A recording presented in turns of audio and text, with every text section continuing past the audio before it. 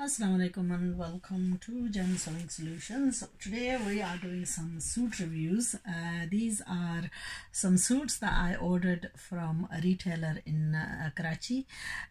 These have just arrived, so I'm just giving you a preview of what has come.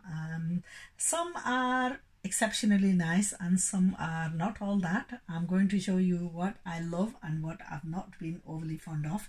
Now this particular suit, it's sewn in a sharara style. The fabric is a slightly different to what is portrayed in the photo, but I'm going to show you what it is that we've got, and then ultimately it all depends on how this is going to get stitched. Okay, so we have a piece for the front and the back, which is embroidered front and back. So the first thing you need to do if you order something like this is to really turn it wrong side and trim away these threads. If there's any overhanging threads, you really need to trim away these, because once these, when this is being stitched, they will become visible on the fabric because they're white. Now the sad thing is that if you're going to order something like this, and especially if you're in a Western country, you might have a problem trying to locate lining. So when you order these, it's an idea to request from the seller if she can match up some lining for you as well. Here for us, it's not a major problem. I have loads of fabrics where I'll be able to locate a lining in this color, but if you are somewhere isolated city, then you will have a problem trying to find some of the colors. So any add-ons, I mean, one of the services that these guys offer is tailoring, and sometimes it's a wise idea to get these tailored rather than get them unstitched. Obviously I stitch, so I wasn't really particularly bothered about, and I don't like anybody else's stitching. I prefer to do my own, so I've ordered these and I'm going to do the stitching myself.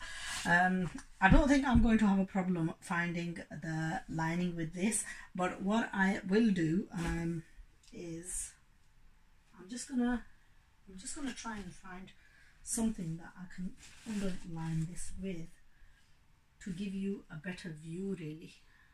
I don't know if I'm at the top of my, it's not a full piece, but it's like as good a matching as we're gonna get. I just want to give you like a glimpse of what this looks like when you've got lining underneath it. Now if you have, I don't think the camera is going to catch this, but where the threads are overhanging, you can see this visibly. So what I would advise is to trim away the fine threads so that it's all nice and smoothed out. Okay, now with this comes a neckline. Okay, these are the sleeves. Again, the sleeves, front of the sleeves are embroidered, and again this has got the odd bit of overhanging threads, so take some time to trim away the threads prior to the stitching. Now I was going to show you the neckline with this. Okay. So it has a patch for a neckline. And again, the neckline, it needs to be taken off with burnt out and then added onto the dress just to give it the beautiful look. And it has also these patches for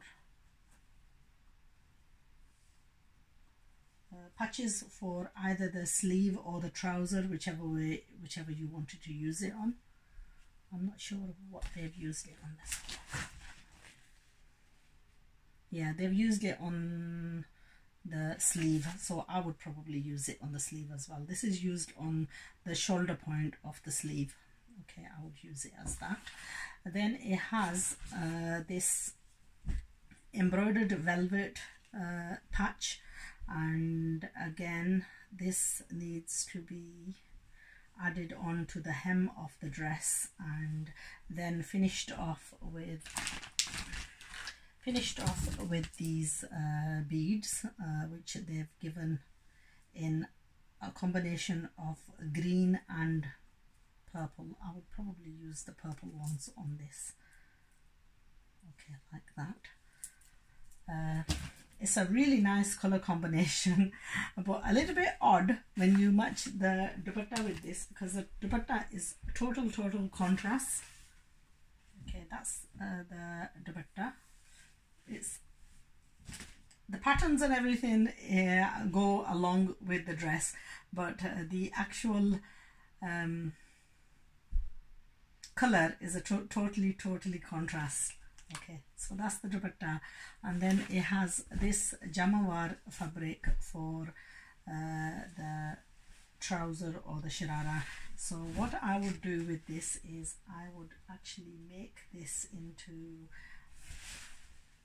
the wide legged sharara, which you wouldn't be able to, sadly you wouldn't be able to really make a very wide legged trouser,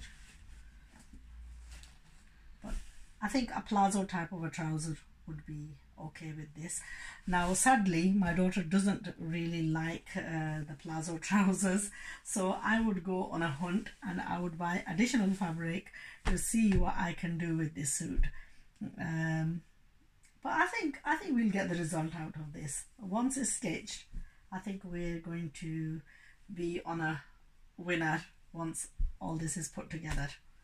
So for the moment now, what I'm going to have to do is go out and buy a few pieces to go along with this, because we are short on the lining.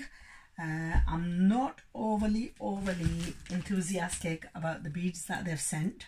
That's the ones that have come with it. I am pretty sure that I can get a better color combination than this. So what I'll do is I'll put these away and I'll use them on something else, and I will go out and buy some additional beads to go with the dupatta, so that this does look like a color combination, combined color. I know these are replicas, and replicas don't always come fully to the way the originals come.